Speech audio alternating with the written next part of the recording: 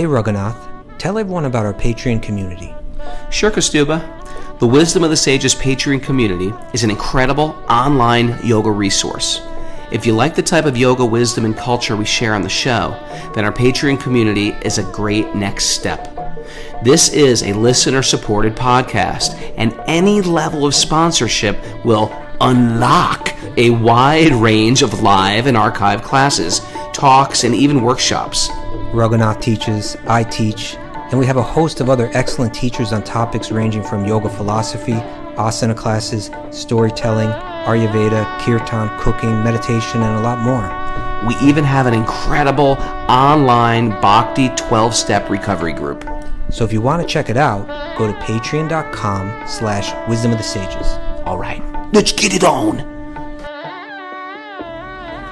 Om Namo Bhagavate Vasudevaya. Om Namo Bhagavate Vasudevaya. Om Namo Bhagavate Vasudevaya.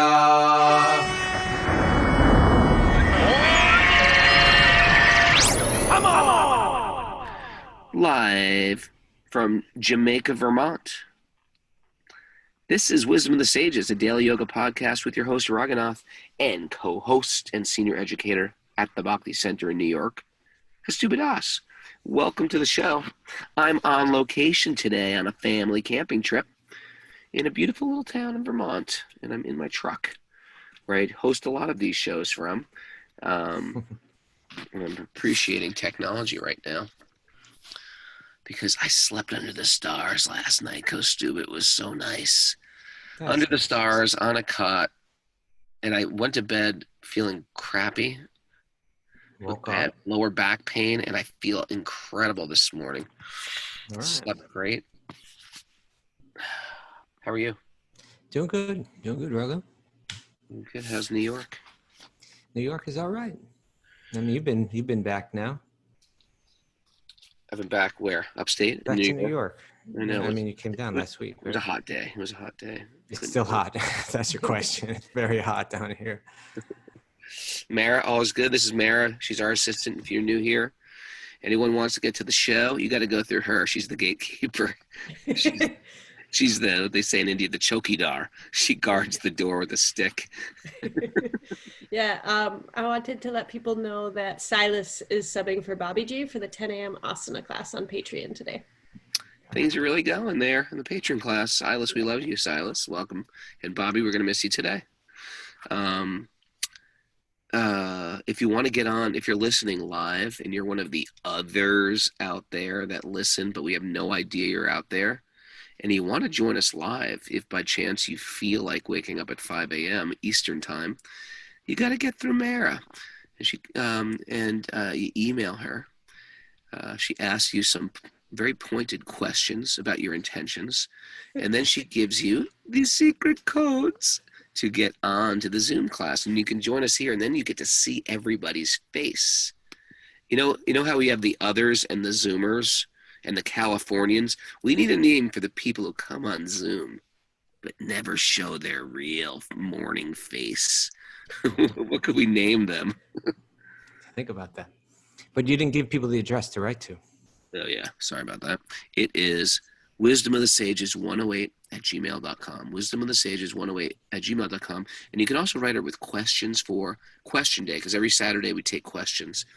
And every Sunday we have Interview Day. And this Sunday we have a very special guest, but we can't tell you who it is because we're not quite sure yet. Okay.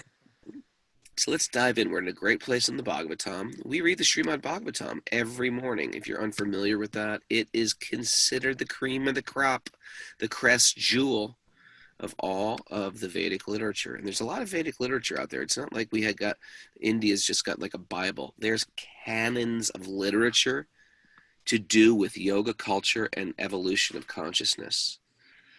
But the highest one doesn't just give you some metaphysical goodies or some mystic powers. It actually helps you transcend. You like that one? Metaphysical goodies? Okay. Metaphysical goodie. It gives you transcendence. That's why, you study teacher training, 200-hour teacher training. It's like, it's not 200 hours. It's like every waking moment. You really want to get a certificate? We need every waking moment of your life. If you want to become a transcendentalist, it could teach you a handstand. That's nothing. Becoming a transcendentalist, that's a tall order. We demand your very, very life. Your every breath you take. That's why Krishna is called Prananath, the Lord of our prana. All right, Kaustubhji. We are in a very nice place. It's called Canto 1, Chapter 18, which we just started. It's a new chapter. It's called Maharaja Pariksit is cursed by a Brahmin boy. Yes, curses are real. The sounds that come out of our mouth are blessings or curses, and we are trying to direct that vocal energy towards blessings, truthfulness, finding good in other people, glorifications of God and all the living entities. And so, unfortunately, there was a Brahmin boy named Shringi who was very trained in the power of cursing. And he was not quite mature, and he ended up cursing this incredible king.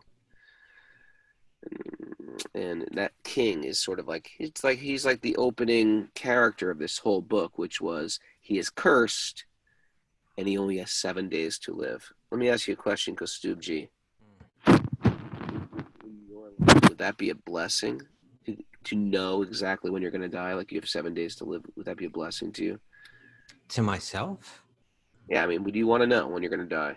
Maybe not Sure. a blessing, because obviously you're a devotee, everything's a blessing. But would you want to know when you're going to die? Like if I said I've got an astrologer, he'll tell you when you're going to die. He's really good. Yeah, I'd take it. Why not? You would? Sure. Okay, because they know. Astrologers can know. Mara, would you want to know when you're going to die? No, I don't think so. I mean, especially if it was in 7 days, I'd definitely want to know. Yeah, if I it would was in love 7 days, I'd want to know too. Okay. I'd love to hear from people on the board, chat board, if you're on Zoom, if you would like to know when you were going to die. But you wouldn't want to know if it was like in 3 years. Right. I would want to know. Mara, don't you get this book? The idea is you get to prepare for it. You stop wasting time. That's what I'm talking about. You still wouldn't want to know. I feel like I might have a doomed outlook. I'm not all these questions you have about the business. Imagine if I said you got 30 more years, and then I said, no, actually I made a mistake. I meant 3 days, or I meant 3 years. You wouldn't want to know that. You could plan things accordingly. Maybe. You're like, oh, I've got a big wedding coming up to cater. Yeah, I mean, no one wants to know about death, but it's coming. It's coming. Okay. Let's go. Yeah. All right. Invocation.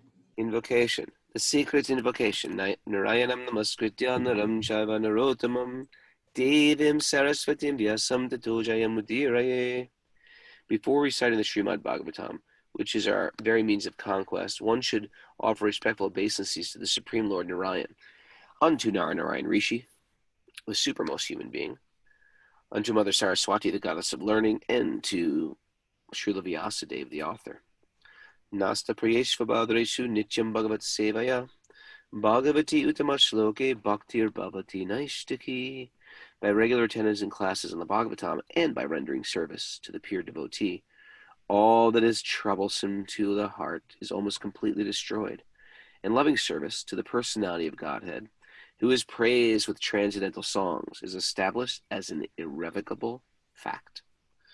Om Gyanatamrandasya Gyananjana Salakaya Chakshurun Militam Yena Tasmai Shri Gurave Namaha. We are reading from Canto 1, Chapter 18. I just said this. Maharaja Pariksit cursed by the Brahmin boy, and we're on text 3. Yeah, so in text 2, we heard about how he was fearless. Even the big, dangerous, dragon-like snake bird was coming after him. Flying snake. Yeah, but because he was a Bhakti-yogi, because he was connected, because he was transcending the body. He wasn't afraid. Text 3. Text 3. Furthermore, after leaving all his associates, the king surrendered himself as a disciple to the son of Vyasa, Sukadeva Goswami. So Sukadeva Goswami is interesting. He's the son of the author of this book, and he's young. He's like a 16-year-old. Can you imagine that? And not only is he 16, he's nude. I mean, we're going to read about how he enters the scene in the next chapter, but it's quite a dramatic scene. You know, he's like, everybody just looks at him. He's 16. He's naked. He's very beautiful. He's got this kind of darkish bluish kind of complexion. His hair is all messed up. He looks like a little crazy, but like all like women and children like following him, like he's some kind of divine. Yeah. Everyone can feel it that he's like special, you know. Right. And he wanders right into this assembly where the king is, and then all these sages Then demigods themselves become manifest and just listen to the conversation because they're so eager to hear what's coming out of his mouth. They just want to hear that's what part of what we're going to read about today is just to hear from someone who's got deep realizations is the greatest blessing one can get. Yeah. And you know, it's money can't buy it. You know, no amount of piety necessarily. It's just like it's the most valuable thing. And that's why a lot of what we do, I'm speaking to the yoga teachers now, but truthfully, everybody here on Zoom or listening to the podcast, a lot of what we do is hearing and repeating. But it's actually even more than that. It's hearing and applying and repeating. Because when you apply it, it's not just like, oh, here's like you put a clever post on Instagram about, you know, whatever, a quote by Socrates, a quote by Rumi. It's not just quoting Rumi. It is taking that quote and applying it to your life and having it change your life and then repeating it. It's to learn it and live it and then give it away. And that's what empowers all of us here, is that we are repeating what we heard purely coming down in this parampara or disciplic chain of teachers and wisdom literature, and just getting our ego out of the way. And that's what and then when a teacher can do that, they sort of like jar us in our life, and we're like, wow. And we start to think, well, that person's so realized. But it's anyone who hears knowledge and applies it to their life. That's how we become wise. You know, it's interesting. You don't get just wise just getting old. There's a lot of old people that are not wise. I was on the subway once, and I was with this I was sitting I had this thing, like whenever I met somebody old, I wanted to ask them a question. So I sat next to this person on the subway, and I was like, what have you learned about, I was like, what have you learned about life? And the guy just looked at me and he goes, don't trust anyone. That was his takeaway from his life's learning. This type of bitterness, it can happen. All right. We're still on text 3. Text 3. Furthermore, after leaving all his associates, the king surrendered himself as a disciple to Sukadeva Goswami, and thus he was able to understand the actual position of the personality of Godhead, and at last gave up his material body on the banks of the Ganges. This was so because those who have dedicated their lives to the transcendental topics of the personality of Godhead, of whom the Vedic hymns sing, and who are constantly engaged in remembering the lotus feet of the Lord, do not run the risk of having misconceptions, even at the last moment of their lives. As long as the great powerful son of Abhimanyu remains the emperor of the world, that's Maharaj Pariksit, there's no chance that the personality of Kali will flourish. Kali, not Kali the demigod, but this is Kali, the age of Kali. The very day and moment the personality of Godhead, Lord Sri Krishna, left the planet, the personality of Kali, who promotes all kinds of adharmic activities, came into this world. Maharaj Pariksit was a realist. Like the bees who only accept the essence of a flower, he knew perfectly well that in this age of Kali, auspicious things produce good effects, immediately, whereas inauspicious acts must actually be performed to render effects. So he was never envious of the personality of Kali. Maharaj Pariksit considered that less intelligent men might find the personality of Kali to be very powerful, but that those who are self-controlled would have nothing to fear. The king was so powerful, like a tiger, and took care for the foolish, careless persons. O sages, as you did ask me, is text 9. Now I have described almost everything regarding the narrations about Lord Krishna in connection with the history of the pious Maharaj Pariksit. Text 10. Those who are desirous of achieving complete perfection in life must submissively hear all the topics that are connected to the transcendental activities and qualities of the personality of Godhead who act so wonderfully. I think, Kaustubh, a lot of times when people hear something like this, hear submissively, especially Americans, like, we don't want to do anything submissively. It's like the last thing that we want to be is submissive. But the idea is humble, what's the word? Inquisitivity? Inquiry? Humble inquiry. Instead of like dealing with a person when you try, if you've got a teenager, you say something like, hey, I really think it'd be smart if you clean the counter last and then first put everything away. Yeah, I know. When you talk to a person like, I know, you can't tell them anything. So to really understand this stuff, we have to just suspend all our I know, and just let it sink and sit. And then you can actually really get it. It doesn't mean you can't say, well, I don't understand this, or that doesn't make sense to me. But the idea is it's not some challenging attitude. And truthfully, most sadhus, they won't even speak to you unless you actually are humbly inquisitive. Why should they? They have everything they need right there. I'm sure you're the same way, Kaustubha. We don't go around and tell this stuff to people who don't really want to know. If people want to know, they inquire. I don't really consider myself a preacher, but I consider myself a, what do you call it? I speak this stuff if people want to know it. Does that make sense? Yeah, I get it. In other words, you're not standing on a street corner screaming or something like that, but... Yeah. If people don't want to know this, I don't care. I don't go around telling people about this stuff unless they're interested in it. Right. And the idea there, I mean, in one sense with any teacher, right, the student's got to be submissive. Okay, you know more about this than I do. Let me hear what you have to say. And particularly in this context of, in this spiritual context where the teacher is, it comes out in the Bhagavad-Gita where there's a very often quoted verse that it's text 434, which it explains how does one receive spiritual knowledge, transcendental knowledge. Mary, you got that one? 434? You know it? 434. Without looking? No, I don't know.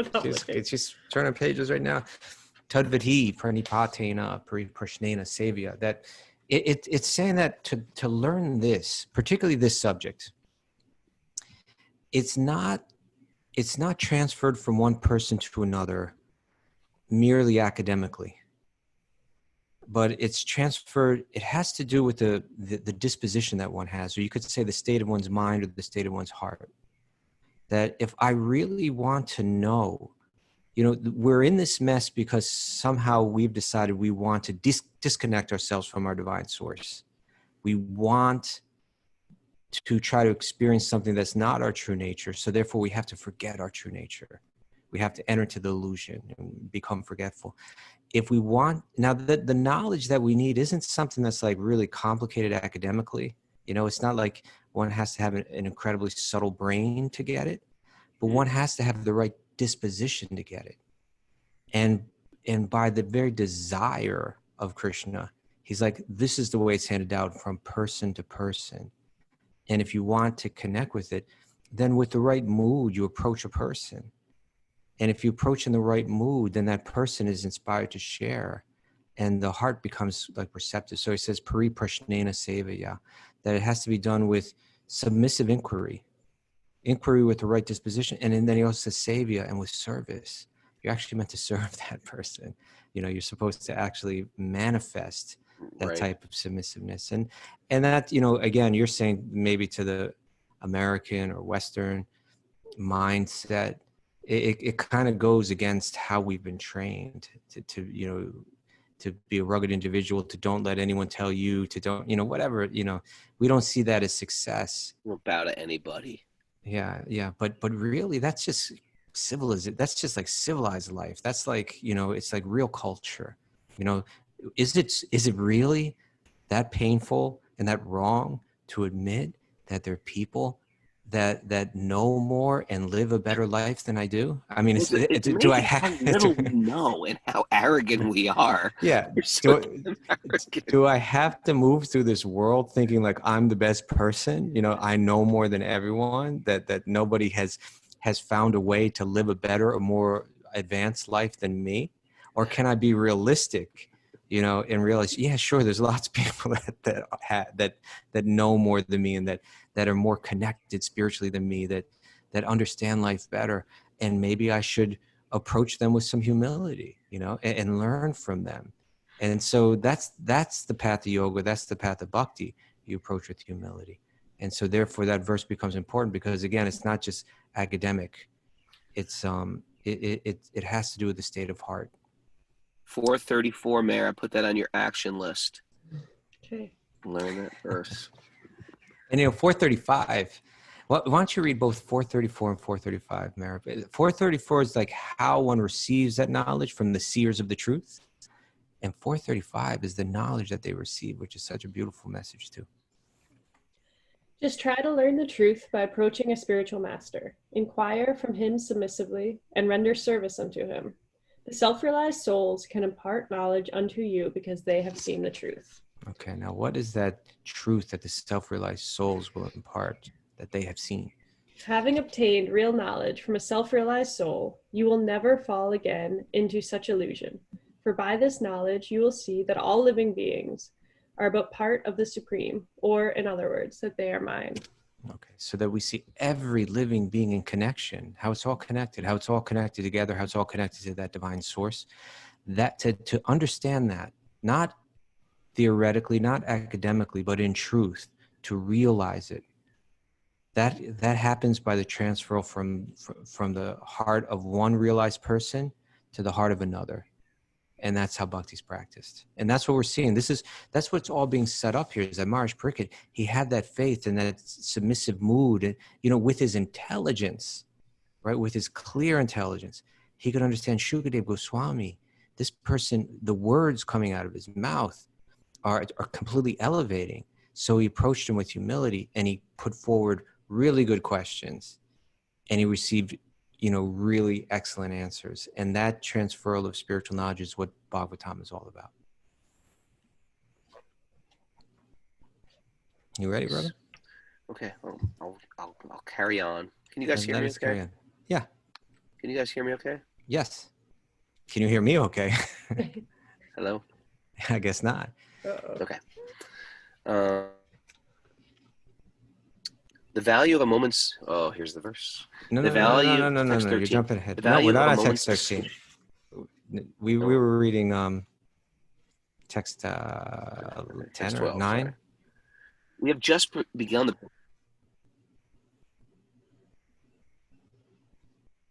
Raghu froze. You okay, Raghu?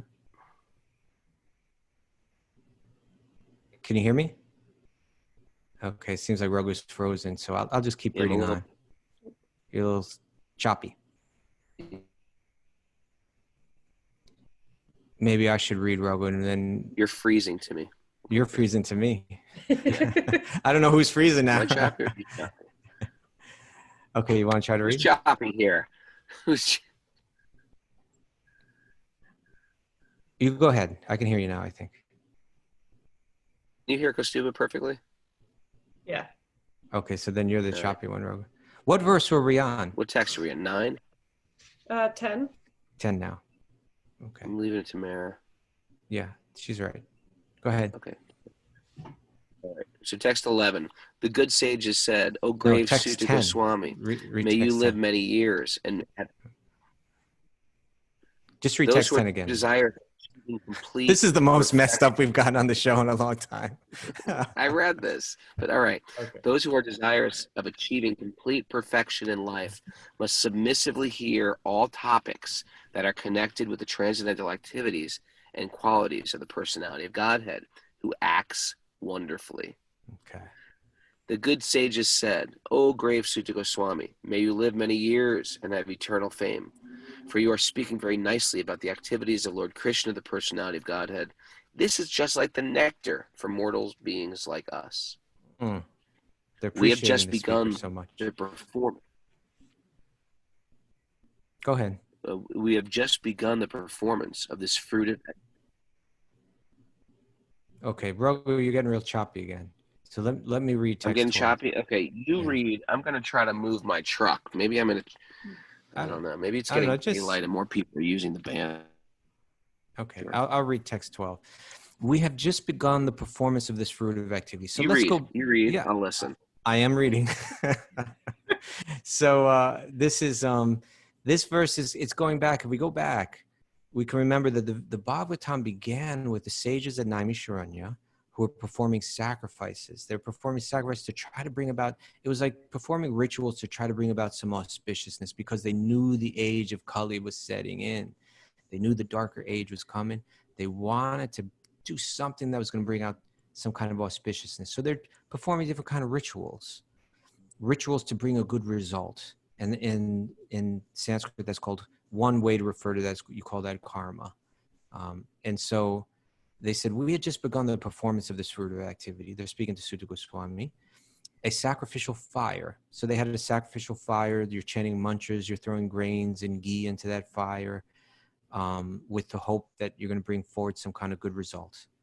So we had just begun the performance of this fruit of activity, a sacrificial fire, without certainty of its result due to the many imperfections in our action. Our bodies have become black with the smoke, but we are factually pleased by the nectar of the lotus feet of the personality of God, Govinda, which you are distributing.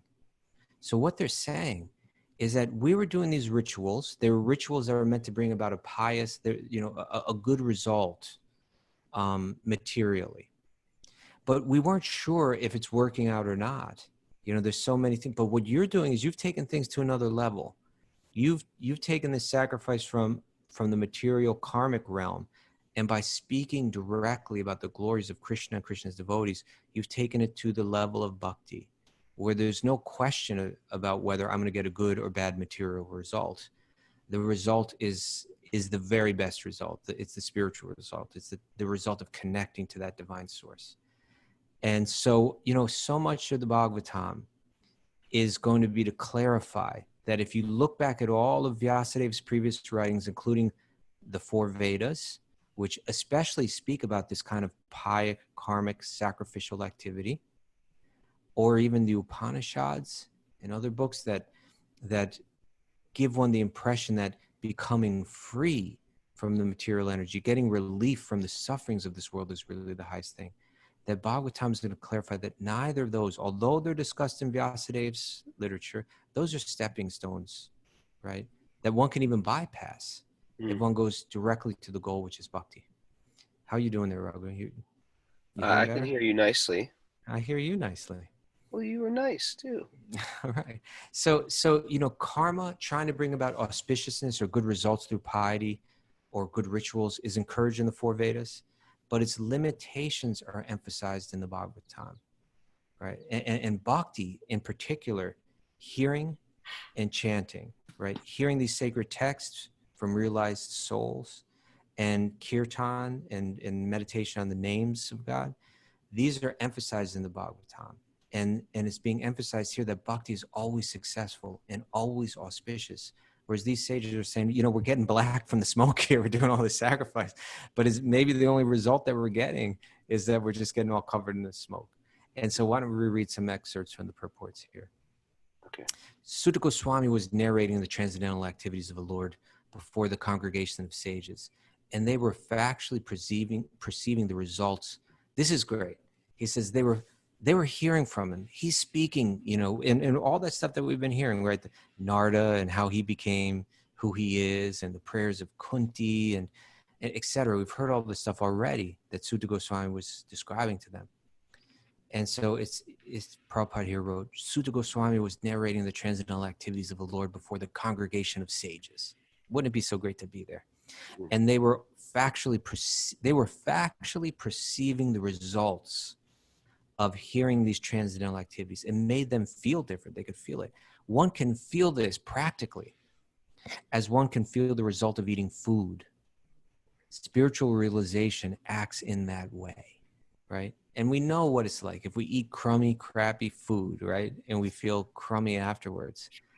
Or if you eat really healthy, nutritious, delicious food, and you feel very good afterwards. And the sages are saying, we were doing these karmic sacrifices, even good intentions, but we didn't feel anything good coming from it. But when we're hearing you speak, it's like we can very tangibly feel the nourishing result of it. And so they're expressing their appreciation. And I think that's why, even the thousands of people are listening to this podcast, and it's, it's not really my credit or Raghunath's credit. It's the credit that we're just trying to share this very nourishing Bhagavatam, which is the conversations of sages thousands of years ago, still entirely relevant today and still just as nourishing and just as transforming. Yeah, I feel my only prayer lately is, can I become more sincere and more purified so I can be more effective when giving Bhagavatam class? Because the quality of the speaker is going to have an effect on the hearer, isn't it? Or are you saying that, no, it's the Bhagavatam itself? Even if I'm a derelict and I read this, it will still have a good effect. It's both, even if we're derelicts and we read it, it's powerful. But the more that the speaker can get out of the way, isn't it? Like that, right? Yes. That to become a conduit, and that's really again what a speaker, a guru, that we call it a transparent via media. That my own conditioning doesn't get between the source of knowledge and the receptacle of knowledge, right? So Prabhupada continues, he says, the sages of Naimisharanya were practically sufferers from the smoke of a sacrificial fire and were doubtful about the results. But by hearing from a realized person like Sutta Goswami, they were fully satisfied. In the Brahma Vaivarta Purana, an ancient book, Vishnu tells Shiva that in the age of Kali, men will be full of anxieties of various kinds. Men full of anxieties of various kinds can vainly labor in fruitive activity and philosophical speculations. Check. But when they are engaged in devotional service, the result is sure and certain, and there's no loss of energy, right? I may try to do pious rituals, and I may be wasting my time. I may be wasting my money. I may be wasting my time. I may never even get the material result that I want. And even if I get the material result I want, because it's material, it's bound by time and it's eventually lost. But right here he's saying that there's no loss of energy. Everything I put into my bhakti, everything I put into hearing Bhagavatam, everything I put into chanting these names and meditating on them, everything I put into real spiritual service, there's no loss of energy. It's 100% effective. In other words, nothing performed for spiritual realization or for material benefit can be successful without the devotional service of the Lord. And so again, it's just important to understand that really Bhagavatam it's taking it from the level of religion and taking it really to the true level of spirituality, right? The pious religious rituals, they have their place in society. But when one understands reality in complete depth, they understand that really all of that might be able to serve as a stepping stone to get me to clearer thought and clearer realization, where I realize I'm a spark of eternal spiritual energy. I have a connection, a personal connection with my divine source. When I reconnect and that all my thoughts and all my actions are in realization of that connection, then divine love can manifest. That divine love, which is deep in the core of my very being, can manifest. and then I can be restored to my natural, to my nature, to my true nature. That's deeper realization. That's spirituality beyond religion and beyond religious ritual. And that's where Bhagavatam is meant to take us. And maybe it's no more clearly illustrated than in the story in the 10th canto of the Bhagavatam. One of my favorite passages. Is it one of your favorite passages? In Bhagavatam, the Brahmins' wives, delivering the wives of the Brahmanas. Yeah, that is. That's a great sacrifice. Right. It's such an excellent, I'll read a little bit from, Srila Prabhupada summarized or kind of told the 10th canto in a story form in a book called Krishna, or Krishna book. Yeah, read the Krishna book this morning. Little Krishna book. Please. And that's the way that story plays out, is that Krishna was, he's spending the day running around with the cows and, in the pastures and in the forest with his friends, and they're having fun. But at a certain point, Krishna says to just a couple of his friends, he says, we're getting really hungry right now. And maybe you could, I know that these Brahmanas, these men they're learned, they've learned all the mantras, they've learned all the rituals, they're very religious people. When they do these sacrifices, food is offered, and then people can have that food later. Why don't you go and ask them? Tell them that Krishna and his brother Balaram and their friends are out here in the forest and we're getting hungry. Would it be okay if we could take some of the food that's been offered as part of the sacrifice for them, right? For Krishna. And so those boys, they go to the Brahmanas who are doing the rituals, and you can imagine when you hear the descriptions of Krishna and his friends, right? They are the most charming little boys you could ever meet in your life, right? They're like all like beautiful, gorgeous, like, and decorated. They got nice turbans on with flowers in them, and they're all, it's, if they just walked in the scene, anyone should just be completely charmed, right? And they approach those Brahmins, and just with humility, and they're just like, gentlemen, we show you such respect for the important rituals and service that you're doing. Thank you for this. And I've been sent because Krishna is in the forest, with his brother Balaram, and they're hungry. Would it be okay if we had just if some of the food that's been offered, if we took it to them because they're hungry right now? And how did these and these are the kind of like, they're okay. These are the leaders of society, right? Like the religious leaders, and learned, and, kind of very proper in all their behavior, and, absorbed in their important work of religious ritual. It's said that they didn't even look at these boys, right? All of their learning and all of their ritual, which is supposed to help them advance, in deeper realization, it had just made them more arrogant, more callous.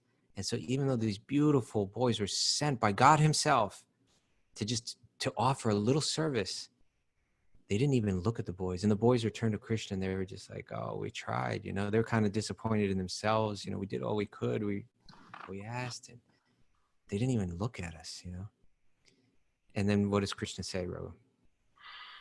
Krishna, you have to go ask the wives of these Brahmins. Okay. The wives they were never very sophisticated. They were simple, They didn't have all that training, Yeah.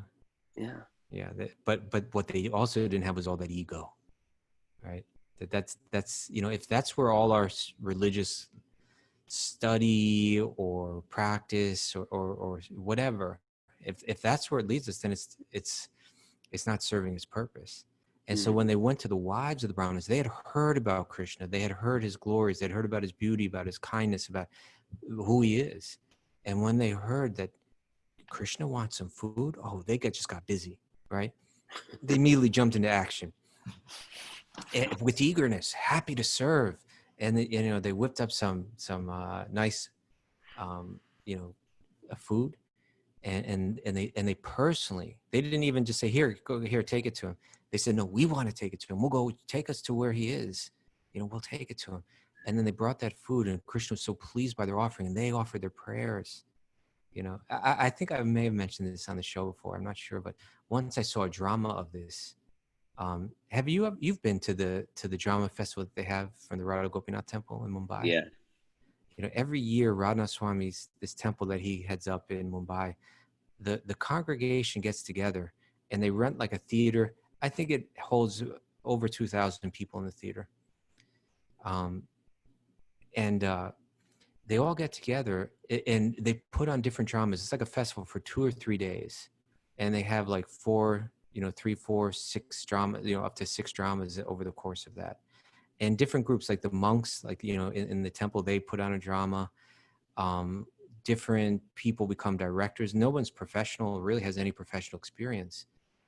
But they get together, the doctors in the hospital, they come together and they make a team and they put on dramas. And one of the dramas I saw was directed by one of the, I can't remember who directed this one, but it was members from the Bhakti-yogi hospital and their wives.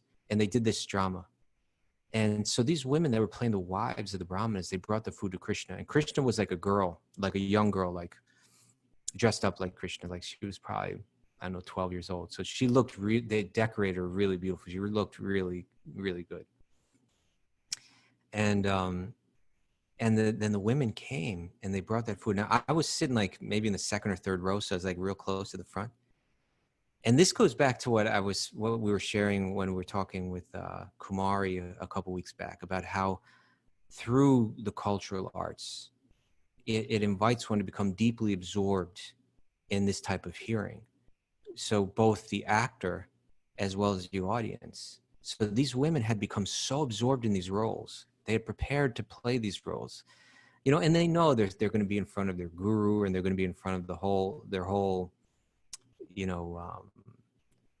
social world. All the people that they associate with are all there, and they want to really offer it really well. And they meditate on, and again, they're not professional actresses or anything like that. But I saw that when they were speaking their lines of the wives of the Brahmanas making this offering to Krishna, and you see what happens is then Krishna, he accepts it and thanks them, and he says, now go back to your homes. And the wives of the Brahmanas say, no, we don't even want, we just want to stay with you. We want to give our lives to you. And Krishna says, no, you can give your lives to me. You can go home and in your meditation, you can meditate, but go home. And the actresses, they started crying for real. And I could see the tears coming out of their eyes and dropping on the ground, I could actually witness it. I was saying, my good, this is incredible. Like how these ladies who are not professional actors in any way, how they become so deeply absorbed in this role. And so, so I'll read a little bit now from that. This is at the end of that description as is presented in Krishna book.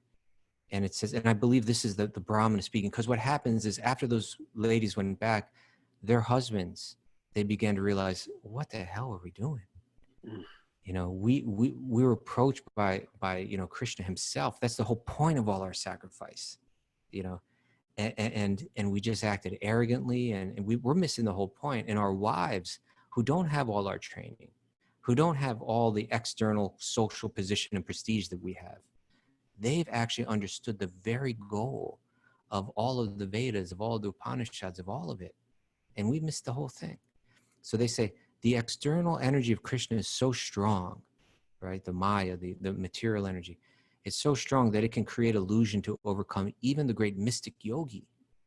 Although we expert Brahmanas are considered to be the teachers of all the other sections of human society, we also have been illusioned by the external energy. Just see how fortunate these women are. They have so devotedly dedicated their lives to the Supreme Personality of Godhead Krishna that they easily did what is ordinarily so difficult, that they gave up their family connections, which are just like a dark well for the continuation of material miseries. So their family was potentially holding them back. They didn't care, right? How wonderful it is that these women have developed transcendental love for Krishna, the Lord of all mystic yogis. They have surpassed all of us in firm faith and devotion to Krishna. Although we are considered to be masters in all the purificatory processes, we did not actually know what their goal is because we're too much attached to the materialistic way of life. This is why people are so frustrated with religion, right? People posing in religious roles, but they don't understand the essence of it. So it doesn't bring out the good qualities, Even though we were reminded of Krishna and Balaram by the cowherd boys, we disregarded them. We now think that the Supreme Personality of God had simply played a trick of mercy on us by sending his friends to beg food from us. Otherwise, he had no need to send them. He could have satisfied their hunger then and there just by being willing to do so. So now they're realizing Krishna sent these messengers to us. It was kind of an opportunity for us to step up, you know. But we misinterpreted the whole thing. And now we're realizing, you know, Krishna doesn't need food, but he gave us the opportunity to make an offering to him for our own good. Now, Prabhupada writes, if someone denies the self-sufficiency of Krishna on hearing that he was tending the cows for his livelihood, or if someone doubt his not being in need of the food, thinking that he was actually hungry, then such persons should understand that the goddess of fortune, Lakshmi, is always engaged in his service. So what's the question of his needing anything? In this way, the goddess can break her faulty habit of restlessness. In Vedic literatures, like the Brahma Samhita, it is stated that Krishna is served in his abode with great respect by not only one goddess of fortune, but by many thousands. Therefore, it is simply illusion for one to think that Krishna begged food from the Brahmanas. It was actually a trick to show them his mercy by teaching them that they should accept him in pure devotional service instead of engaging in ritualistic ceremonies. Or, in other words, bhakti is higher than karma. The Vedic ceremonial paraphernalia, the suitable place, the suitable time, the different grades of articles for performing the ritualistic ceremonies, the Vedic hymns, the process of sacrifice, the priest who's able to perform the sacrifice, the fire, the demigods, the performer of the sacrifice, and the religious principles. What are they all meant for? They're all meant for understanding Krishna. They're all meant for understanding God. For Krishna is the Supreme Personality of Godhead. He is the Supreme Lord and the Lord of all mystic yogis. Okay, so now we go back to the Brahmanas in their discussion. And they say, because he has appeared as a child in the dynasty of the Yadus, we were so foolish that we could not understand that he is the Supreme Personality of Godhead, the Brahmanas said. But on the other hand, we're very proud because we have such exalted wives who have developed pure transcendental service to the Lord without being shackled by our rigid opposition. Let us therefore offer our respectful obeisances unto the lotus feet of the Lord Krishna, under whose illusory energy, called Maya, we are absorbed in fruitive activities. We therefore pray to the Lord to be kind enough to excuse us because we are simply captivated by his external energy. We transgressed his order without knowing his transcendental glories. And then Prabhupada wraps up that chapter by saying, the Brahmanas repented their sinful activities. They wanted to go personally to offer their obeisance. This is really interesting. They wanted to go personally to offer their obeisances to him, but being afraid of Kamsa, right? Krishna there's this kind of evil king who didn't want anyone connecting with Krishna, right? But being afraid of Kamsa, they could not go to Krishna or surrender to him. In other words, it is very difficult for one to surrender fully to the personality of God without being purified by devotional service. The example of the learned Brahmanas and their wives is vivid. The wives of the Brahmanas, because they were inspired by pure devotion, they did not care for any kind of opposition. They immediately went to Krishna.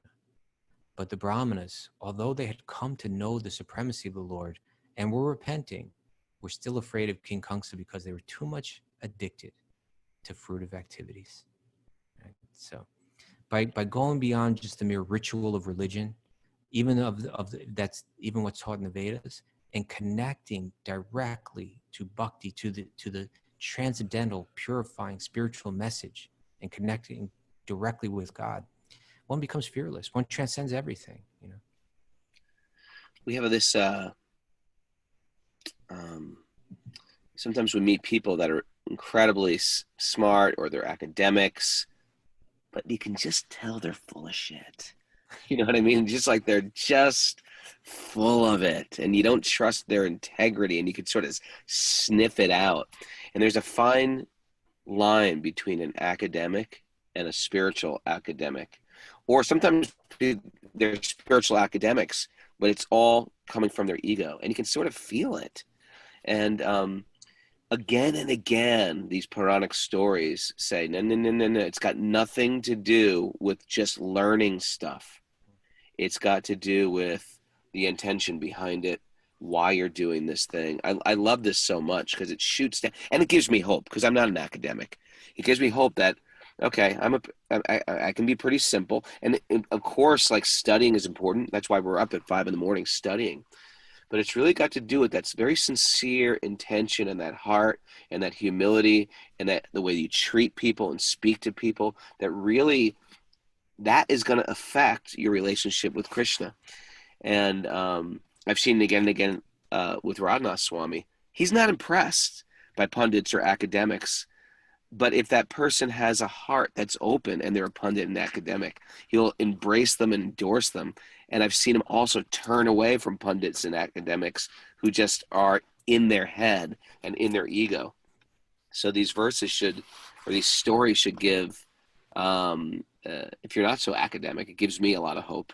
So if you feel the same way, there's a chance. And if you are academic or good at anything, you just got to be careful of the ego. The ego is always trying to take us down.